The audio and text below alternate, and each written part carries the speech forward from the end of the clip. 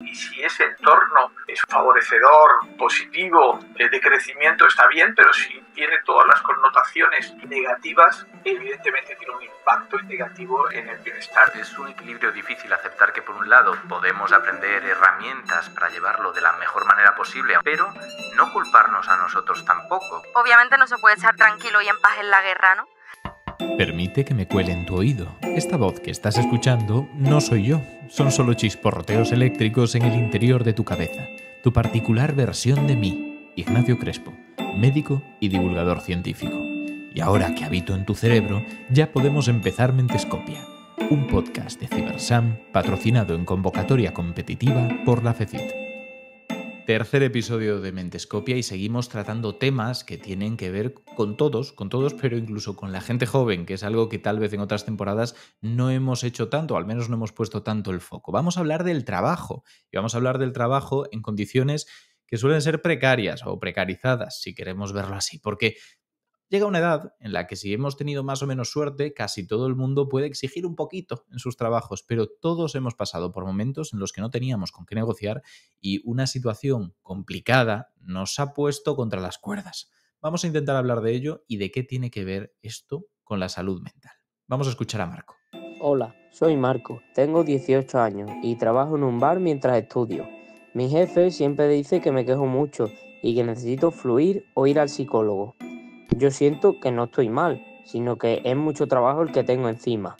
¿Cómo puedo saber si lo que necesito es ayuda o que las cosas cambien donde trabajo? Muchísimas gracias, Marco, por tu pregunta, por abrirte y por contarnos algo que igual te está escuchando también tu jefe. No queremos eso, pero vamos a intentar dar respuesta, vamos a ver cuál es ese límite, como decíamos, entre lo que depende del entorno y lo que depende de nosotros. Cómo tenemos que abordar esto a través de la salud mental para tampoco sentirnos culpables de una cosa que igual viene de los demás y a la vez no volvernos demasiado indulgentes. Para ello tenemos con nosotros a Miriam Rodríguez, que es psicóloga, tiene un máster en Psicología General Sanitaria, tiene otro máster en Análisis Funcional de la Conducta, es colaboradora de Engrama y además trabaja en Sara Belén Psicosexología. Muchísimas gracias por estar con nosotros, Miriam. Muchas gracias a vosotros, Ignacio. A ti. Y vamos a intentar dar respuesta a esta situación de Marco, que tiene ese punto de, oye, en el trabajo pasa esto, pero yo no sé si el trabajo es culpa mía. Totalmente, o sea, me encanta poder abordar justamente este tema en un espacio como este, donde va a ser escuchado por muchas otras personas, porque es que creo que además es un tema verdaderamente necesario tratarlo, especialmente hoy en día. Lo primero de todo, el primer mensaje que quiero mandarle a Marco es que es literalmente imposible relajarse en un contexto que está demandándote constantemente. Si al final tenemos un montón de situaciones a las que atender, como es el caso de Marco, tanto en lo académico como en lo laboral, pues al final, obviamente, esto requiere de nosotros mantenernos activados para poder responder a todas las demandas, con lo cual, pues el resultado es mantenerte alerta gran parte del tiempo, porque de otra forma no podrías adaptarte a ese contexto, ¿no? Entonces, claro, es algo realmente bastante invalidante poner el foco en la persona cuando el problema está siendo en gran medida su contexto. Y es que obviamente no se puede estar tranquilo y en paz en la guerra, ¿no? Ahora, partiendo de la base de que en muchas situaciones, como es el caso de Marco, gran parte del problema es el contexto, ¿qué se puede hacer, no? Pues como todo en psicología, depende. Hablando en lo general, cuando una situación genera un malestar que es inherente a la propia situación y un nivel de activación alto, solo hay dos opciones, o salir de la situación o gestionarlo de la mejor forma posible, sabiendo hasta dónde podemos llegar y qué parte depende o no de nosotros, ¿no? Pero claro, por desgracia en la sociedad en la que vivimos hay veces que no depende de nosotros salir de ciertas situaciones, como muy probablemente sea el caso de Marcos y en realidad de tantísimas otras personas. Es bastante probable que Marcos no elija libremente estudiar y trabajar y preferiría estar tranquilamente centrándose en sus estudios sin sumarle otras preocupaciones económicas. De hecho, sabemos que además los trabajos que suelen tener las personas que menos posibilidad tienen de elegir trabajos son trabajos que se aprovechan de esa situación muchas veces, que lo llevan al límite, que dicen, oye, pues ¿a qué otro sitio vas a acudir? Así que aquí podemos forzarte las tuercas. Eso pasa, es Total. inevitable. Totalmente, totalmente, que de hecho, justo, ¿no? Muchas veces son trabajos más precarizados que todavía las condiciones son inherentemente, bueno, pues generan todavía más ese malestar. Con lo cual, normalmente en estas situaciones suele haber, por ende, como alguna condición de fondo que no deja tener, por desgracia, como tanto esa elección, ¿no? Y por supuesto, habría que valorar el caso de Marco en concreto particularmente, como por ejemplo, y esto también en general, ¿no? ¿Cuáles son los aspectos que más malestar le están generando dentro de su propia situación? Si dentro de estos aspectos que le generan malestar, si sobre ellos tiene alguna opción o algún margen para cambiar alguno de ellos. Pues por ejemplo, no sé si lo que le genera malestar es un comportamiento concreto del jefe, cómo se gestionan ciertas cosas dentro del trabajo. Bueno, pues sí existiría la posibilidad de poder comunicar esto, de tener algún margen de acción y dado el caso, si también le compensa, ¿no? Valorando un poco los riesgos y beneficios que pueda tener realmente el intentar cambiar ciertos aspectos. Y si no es el caso, si tiene opción, por ejemplo, de cambiar el propio trabajo, pero es que a veces tampoco es el caso. Entonces, claro, cuando la mayor parte del malestar lo genera la situación y no es posible cambiarla, solo queda la opción de ver cómo te estás relacionando con dicha situación y si hay ciertos aspectos en los que igual podemos intervenir que puedan minimizar la forma en la que te afecta. Obviamente, eso requiere de un análisis concreto de cada caso, ¿no? Y es verdad que no es lo más justo, pero muchas veces no queda otra opción. Iba a decir que corremos además el riesgo con este tipo de técnicas para, dentro de lo malo, intentar adaptarnos, minimizar la situación, creer que es menos importante de lo que realmente es, pasar por alto cosas que, como decías, pues son casi zona de guerra. Totalmente, totalmente. Y de hecho, justamente por eso, concretamente en terapia y en general en cualquier otro contexto, es tan importante verbalizar a la persona eh, todo esto que acabo de comentar, ¿no? Sobre todo para que se sienta validada y también sea consciente de dónde viene ese malestar y qué parte depende de ella y qué parte no. Sobre todo para no caer en responsabilizar a la persona de aspectos que literalmente no tienen ningún margen de acción, pero igualmente le afectan. Porque ya de hecho esto de base es bastante injusto, ¿no? Y por supuesto, si no tenemos como bastante minuciosidad analizando esto, explicándolo a la persona y abordando estos temas, se puede llegar incluso a ser bastante iatrogénico en el sentido de que pueda ser todavía más grande el problema y acabar consiguiendo que además de no elegir esta situación en la que está y le afecta, todavía encima se sienta culpable por sentirse así, ¿no? Que era un poco también lo que decía Marco de no sé si el problema soy yo, es el trabajo, en fin, algo que creo que es algo por desgracia bastante frecuente. Sin duda pasa mucho. Es lo que decíamos, es una sociedad que de una manera o de otra nos empuja, sobre todo en determinados estratos sociales, a determinadas edades, determinados colectivos, a aceptar trabajos que juegan con ese límite. No estamos diciendo que también puede haberlo, ¿no? Casos de trabajos súper cualificados, donde tiene un montón de oportunidades para, si no le gusta ese trabajo, irse a otro o incluso montar su propia empresa, sino aquellos que acaban cogiendo trabajos temporales muy forzaditos y que saben que como haya el menor problema en el trabajo y tengan que dejarlo, se quedan con una mano delante y otra detrás. Justamente por eso también es importante el no caer muchas veces en lo primero que suele muchas veces decirse en estas situaciones de, bueno, pues cambia de trabajo, ¿no? Bueno, No es habrá fácil. veces que se pueda y otras veces que por desgracia no. Tengo una duda que es, Mm, me pongo en una situación, insistiendo por supuesto en todo lo que has dicho, de que es invalidante poner el foco en cómo se lo toma la persona cuando el problema es otro. Pero imaginemos que durante años tengo un trabajo que me resulta satisfactorio, estoy bien con él, hay pequeñas cosas como en cualquier tipo de interacción que me pueden molestar, pero las gestiono bien y yo vuelvo a casa contento, satisfecho, voy a trabajar con ganas, pero de repente en mi vida hay un revés, por el ujú, motivo que sea, totalmente independiente, pues el fallecimiento de un familiar, una ruptura o lo que sea, y empiezo a tomarme las cosas de otra forma. Entiendo que esto ujú, también puede ocurrir, ¿no? Que en un entorno que no sea especialmente malo, ujú. mi predisposición puede ser distinta en función del resto de cosas que ocurran en mi vida. Totalmente, 100%. De hecho, es algo que muchas veces pasa, ¿no? Que las personas te llegan y te dicen, no, o sea, la situación que ahora mismo me está afectando de base es la misma, pero no sé por qué lo estoy viviendo de forma diferente.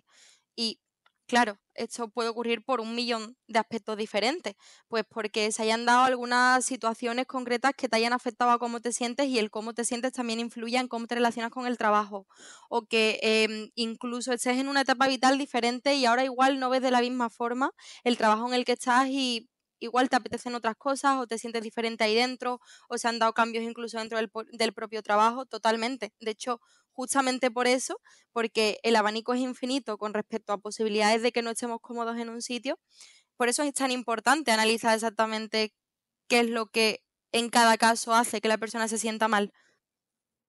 Y validar esa sensación que tenga. Lo cual me lleva a una pregunta y es, decimos mucho esto de validar. Por suerte está casi de moda en determinadas conversaciones decir, mira, valido lo que sientes, tengo esta perspectiva personalmente, pero me parece lógico lo que estás expresando. La pregunta es, en la consulta entiendo que hay situaciones donde esa tendencia a validar llega al límite, ¿no? Hay casos donde no puedes validar cualquier sentimiento, cualquier emoción. Hmm. Claro, aquí hay una cosa que es importante y es la diferencia entre lo que validamos. Me explico. Una cosa es que validemos la emoción y otra cosa es que validemos el comportamiento. Es decir, validar cualquier emoción, sí, porque quiero decir, las emociones no son elementos que controlemos ni que decidamos activamente. Tú no decides que una situación te enfade. Ahora, si decides si la gestionas de forma violenta o si lo comunicas de forma asertiva. Entonces, sí que validamos la emoción en general, en cualquier situación, no se me ocurre a priori una excepción, porque en sí la emoción no es el problema. Ahora, cuidado con el comportamiento. Otra cosa es decir, vale, bueno, pues como estoy enfadado, no sé, pues le pego un puñetazo a la pared y listo, ya estaría.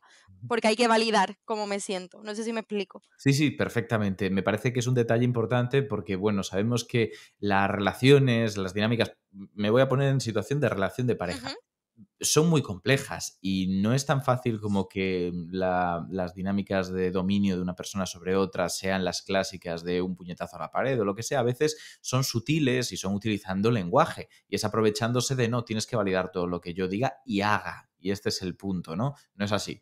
Aunque estamos Exacto. entrando en un mundo distinto del de No, Marco. no, ¿Quién pero sabe? totalmente, totalmente. Y importante eso de diga o haga. O sea, dentro del comportamiento, entendiendo cualquier cosa que no sea privada. Es decir, una cosa es lo que yo siento, que puede ser X, puedo sentir envidia, celos, miedo, enfado, lo que sea.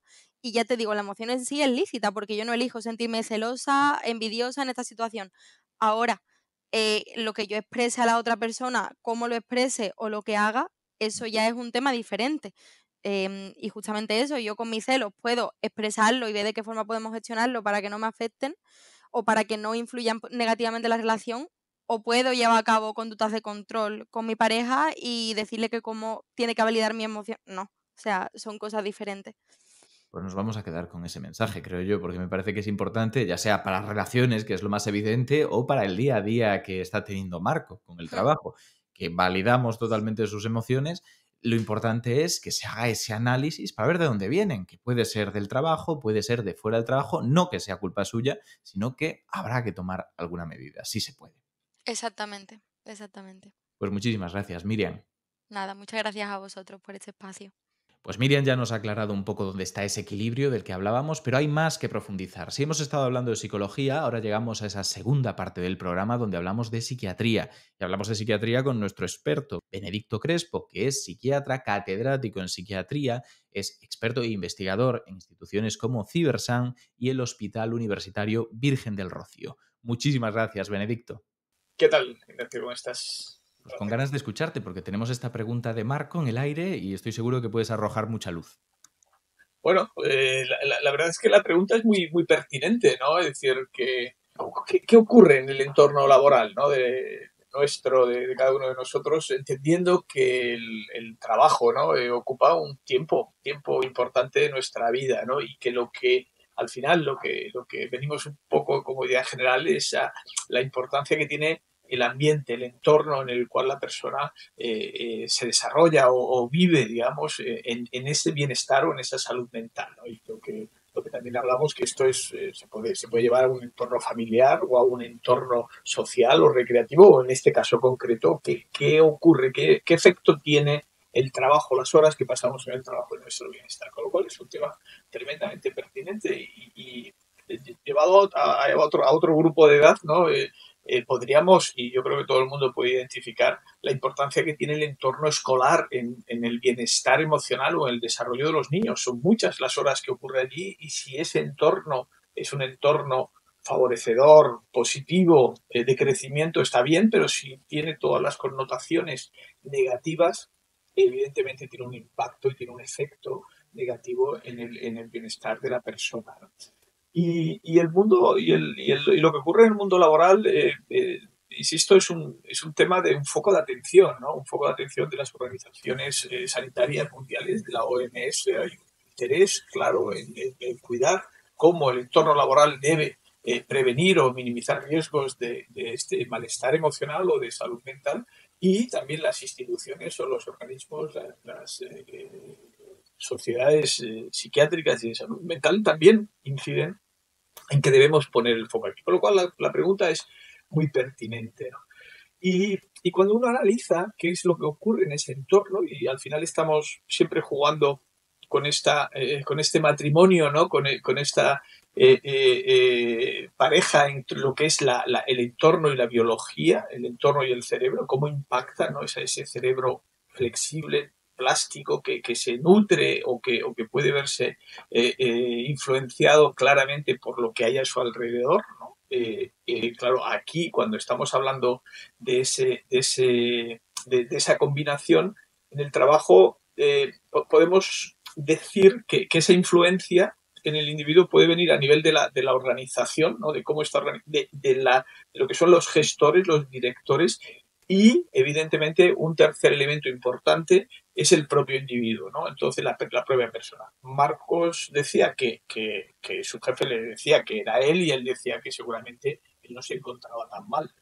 Y creo que tiene razón, le voy a dar la razón a Marcos, en el sentido de que seguramente no es él, sino que lo que no funciona, lo que no está engranado es esta maquinaria, digamos, con estas tres ruedas o estas tres poleas, ¿no? Si la organización, lo que es la persona que dirige y el que hace el trabajo, no está bien engranado, aquí pueden surgir alteraciones o pueden surgir estos problemas, no hay fricción en el sistema. Claro. Y eso es importante el que lo tengamos en cuenta, y por lo tanto es importante el que le pongamos foco desde esta parte de la preservación y del cuidado de la salud mental o del bienestar, ¿no? Porque además pasamos muchísimo tiempo en el trabajo, así que si el trabajo tiene algunas situaciones que nos llevan al límite, que nos generan problemas, lo suyo es intentar saber de dónde viene y abordarlo de alguna forma. Es más, voy a añadir una cosa casi personal, y es que el año pasado yo me encontré en una situación relativamente parecida a la de Marco. No era por Mentescopia, ni mucho menos, pero sí que algún proyecto en el que estaba generó roces, situaciones complicadas.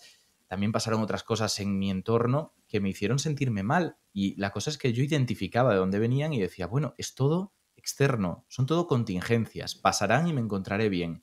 Pero ahora visto con tiempo, creo que incluso en esa situación acudir a un profesional sanitario puede estar bien, para que te dé herramientas para que trabajes mejor con el entorno que te han dado, aunque el problema no esté en ti. Claro, totalmente acertado. Es decir, no nos olvidemos, Ignacio, del trabajo al final.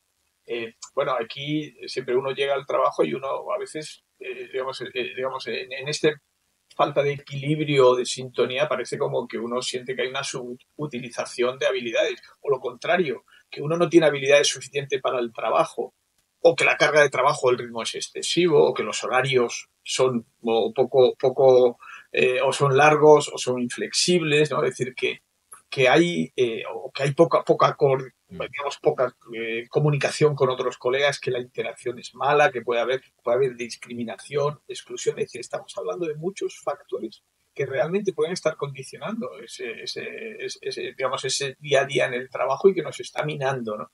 Entonces, claro, uno puede decir, no, pues que cambie el jefe o que cambie el sistema de la organización. Y esto no es tan sencillo, evidentemente. Y seguramente el trabajador no tiene esa capacidad de producir ese cambio, ¿no? Lo que estábamos hablando antes de la importancia que tendría a nivel más institucional o a nivel más de directrices de salud pública, el que esta concienciación, esta formación a nivel de las organizaciones y a nivel de los gestores de dichas organizaciones se entienda y se comprenda y se cuide estos aspectos. Pero el trabajador va a estar difícilmente en posición de decirle a su jefe que cambie el ritmo de trabajo o que no lo están utilizando adecuadamente. ¿Qué es lo que vemos? Pues que a veces luego nos llegan esos trastornos, muchas veces de una patología ansiosa, depresiva, adaptativas a un entorno, pero que realmente, es decir, el diagnóstico es un trastorno adaptativo, ansioso, depresivo, pero que realmente tiene una limitación y que está produciendo un malestar importante en la persona, que somos capaces de entender, la persona es capaz de describirlo, pero que los síntomas son graves e interfieren mucho en el día a día, ¿no? En el desarrollo de la rutina de esta persona.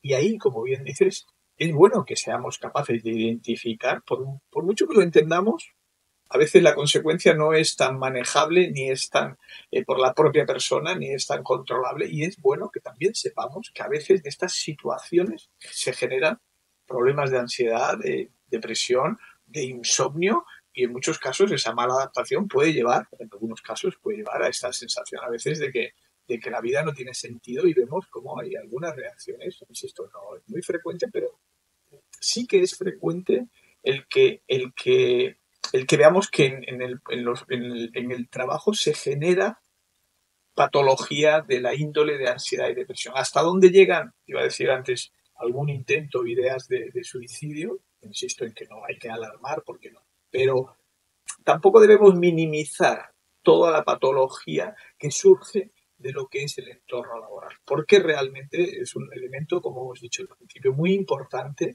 para la estabilidad de la persona y para su integración en muchos ámbitos. Claro, es un equilibrio difícil aceptar que por un lado podemos aprender herramientas para llevarlo de la mejor manera posible, aunque esté fuera de nuestro control, pero no culparnos a nosotros tampoco, porque que nosotros podamos aplicar herramientas para estar mejor no quiere decir que la culpa fuera de nosotros por aplicar mal esas herramientas antes, sino que, bueno, pues la situación es la que es. Claro, totalmente de acuerdo. Y luego entender también a veces como modelos que también se repiten, esta palabra que sale mucho en salud mental, y es el tema de la vulnerabilidad individual, ¿no? Es decir, que ante una misma situación, ¿por qué alguien responde de una manera, responde de otra? Y esa variabilidad muchas veces está porque a veces hay una cierta vulnerabilidad o hay cierta predisposición a que en determinadas situaciones tengamos menos tolerancia a esas condiciones, ¿no?, laborales que estamos entendiendo que son adversas o que no son favorables, y que nos llevan a que aparezcan estos síntomas y que aparezcan estos problemas que debemos identificar, y, como también estamos hablando, por supuesto que consultar si la intensidad, la duración y la interferencia que producen los síntomas ya llegan a un nivel de moderado o marcado.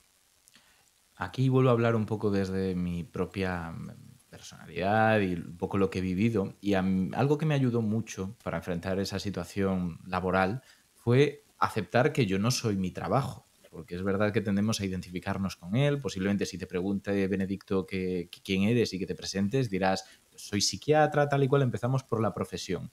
Es un paso difícil, pero es un paso interesante, ¿no? Desligarnos de ese vínculo. Sí. Bueno, ahí sacas otro tema interesante, ¿no, Ignacio? Y es el tema de cuáles son los símbolos sociales de identidad, ¿no? Y evidentemente el trabajo es el trabajo, tu profesión y dónde trabajas es un signo de identidad importante en nuestra sociedad, no en todas las sociedades, pero en nuestra sociedad claramente es un signo de identidad, ¿no? Y hablando un poco a nivel personal, yo durante años he trabajado en un magnífico hospital, que es el Hospital Márquez de Valdecilla, de Santander, una región o una comunidad autónoma magnífica, y al cual tengo grandes apegos emocionales y evidentemente familiares. Y es curioso cómo uno de los, siempre lo digo, uno de los parámetros sociales cuando alguien te conoce es dónde trabajas. Claro. Porque con comunidades pequeñas donde todo el mundo se conoce, si trabajas aquí o allí en este hospital y tal, rápidamente adquiere cierto estatus, ¿no? Y eso es lo que tú dices, es decir, que al final nuestra sociedad sí que valora mucho digamos, todos estos logros externos que son muchas veces, serían, por lo menos, deberíamos profundizar más allá, ¿no? Es decir, que no por trabajar en un sitio, por tener una profesión, eso va asociado a determinados valores o a determinado reconocimiento, pero esto, los símbolos sociales que son van cambiando, pero que son muy interesantes de identificar. También es muy difícil luchar contra ellos. No digo que no debamos, pero es difícil. Pues muchísimas gracias, Benedicto, porque creo que has puesto los puntos sobre las íes, y este remate final pidiendo reflexionar sobre nuestra identidad es fundamental para abordar problemas como el de Marco. Nada, como siempre, Ignacio, muchas gracias y un placer. Así han hablado nuestros dos expertos y no hay mucho más que se pueda añadir que no se haya dicho ya. Es lo que tiene, que cuando no solamente tienes una persona que sabe, sino que tienes dos aportando sobre un tema tan complejo, luego añadir cosas volando tú solo puede ser peligroso y no pretendo alejarme. Lo que sí que creo que es importante es que recordemos que hemos construido una sociedad compleja, una sociedad que ya no está hecha a la medida de la naturaleza, sino que hemos intentado hacer a nuestra medida con más o menos éxito y nosotros nos hemos adaptado al final a la medida de lo que creíamos que era nuestra sociedad. Eso genera ciertos conflictos y no se trata de detonarlo todo y volver a la naturaleza, sino aprender cómo podemos gestionarlo. Aprender dónde están nuestras responsabilidades, las de los demás, y qué herramientas tenemos, no para considerar que es nuestra responsabilidad ponerlas en práctica, sino para protegernos, en medida de lo posible, de lo que nos viene dado. Muchísimas gracias por escucharnos y hasta la próxima.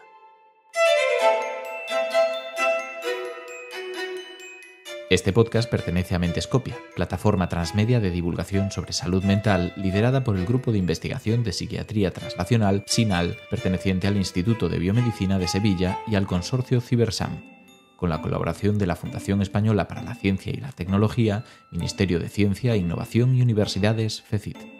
Idea del podcast, guión y locución, Ignacio Crespo. Producción, edición y difusión, Oikos MSP. Puedes escucharlo en podcastidae.com, en tu reproductor de podcast favorito, o verlo en vídeo en el canal de YouTube de Mentescopia.